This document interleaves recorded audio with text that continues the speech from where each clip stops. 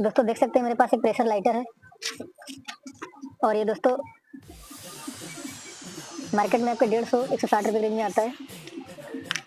उसके साथ ही साथ मुझे प्लास्टिक की टुकड़ी लेनी है और दोस्तों ये चेयर इस तरह से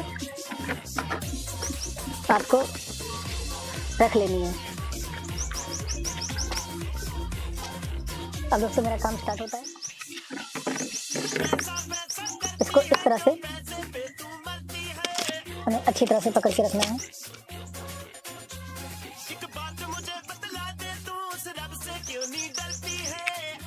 चलिए दोस्तों वीडियो में साथ ही साथ बने रहिए और हम आपको दिखाएंगे और बताएंगे इसे किस तरह से कंप्लीट रिपेयर करने का सही तरीका क्या होता है।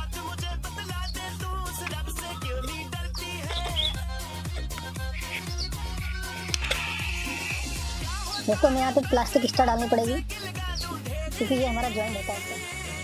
इस तरह से आपको प्लास्टिक स्टार ले लेनी है।